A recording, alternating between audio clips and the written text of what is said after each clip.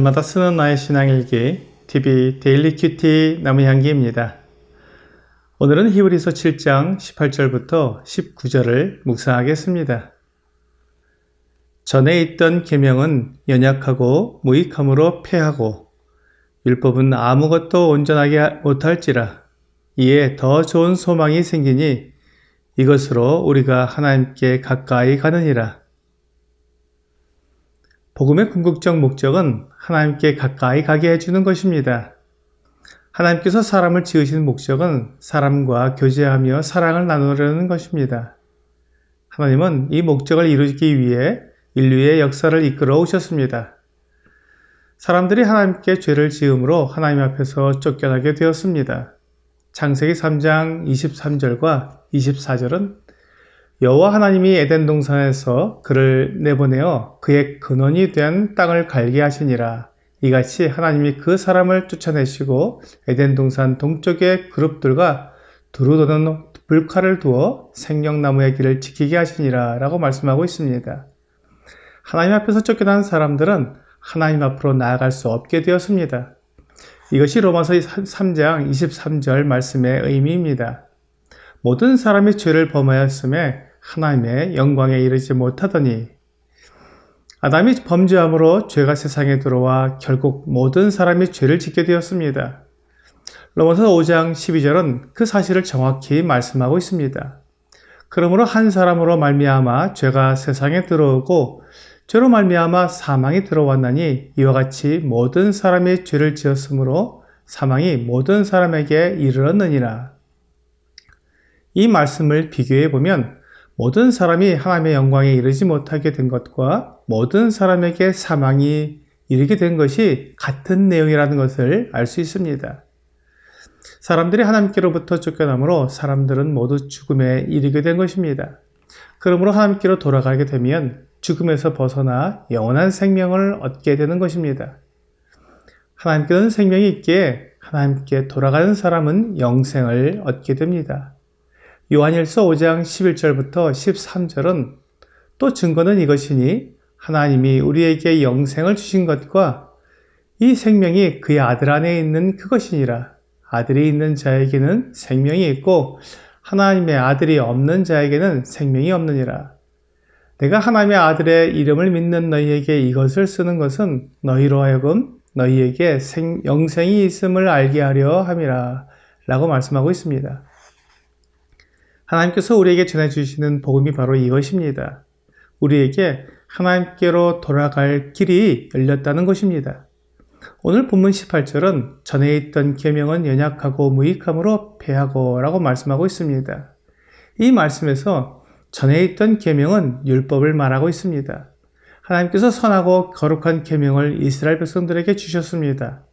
그러나 그 율법은 연약했습니다.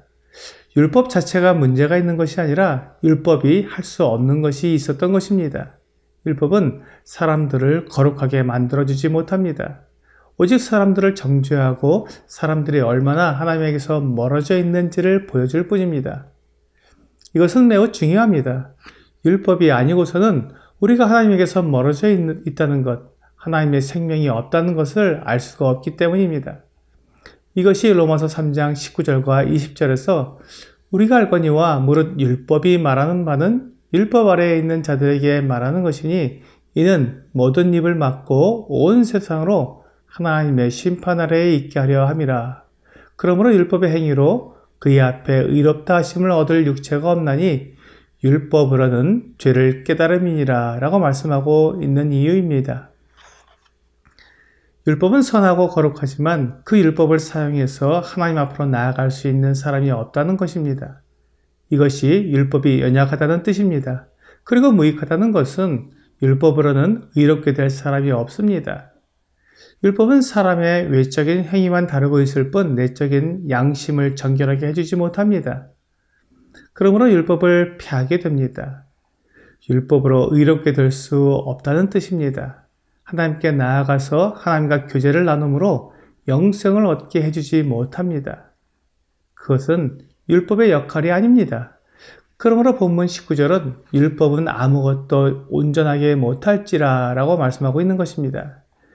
율법은 겉모습은 바꿀 수 있을지라도 양심을 깨끗하게 하지는 못합니다. 그러므로 사람이 온전하게 될 수 없습니다.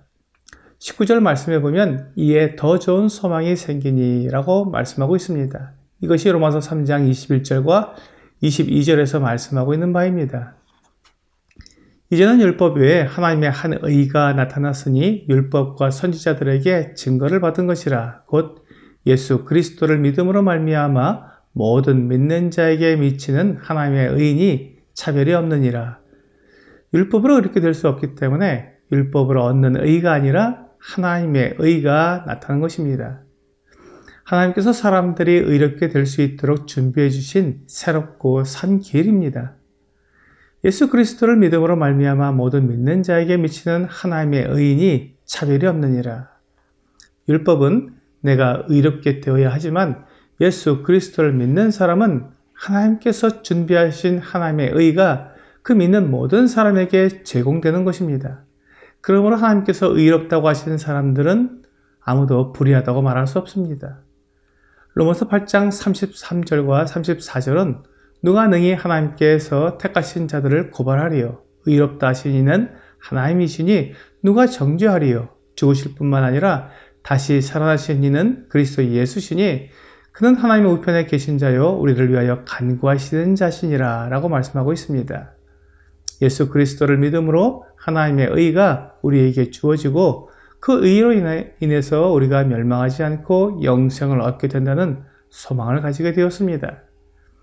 이것이 오늘 본문 19절 하반절에서 이에 더 좋은 소망이 생기니 이것으로 우리가 하나님께 가까이 가느니라 라고 말씀하신 내용입니다. 복음은 우리가 하나님께 가까이 나아갈 수 있다는 소식입니다. 그리고 구원은 바로 그 소식이 나에게 이루어진 것을 구원이라고 말합니다. 내가 하나님께 가까이 나아갈 수 있는 의를 얻게 되었는데 그 의는 나에게서 나온 것이 아니라 예수 그리스도를 믿음으로 얻은 의입니다. 율법으로는 의롭게 될 수 없지만 예수 그리스도를 믿는 믿음은 우리를 하나님의 의로 완전하게 만들어줍니다. 오늘의 적용 질문을 보겠습니다. 주 예수님께서 나의 소망이 되어주시는 이유는 무엇입니까? 주 예수님께서 나를 위해 율법을 이루어 주시고 나의 거룩함이 되시기 때문에 예수님은 나의 소망이십니다. 내가 이룰 수 없는 의를 예수님을 통해 얻게 되는 것입니다. 오늘 나를 의롭게 하시고 영원한 생명을 얻어 하나님과 교제하게 하시는 예수 그리스도를 믿는 여러분과 제가 되기를 주 예수님의 이름으로 기도합니다.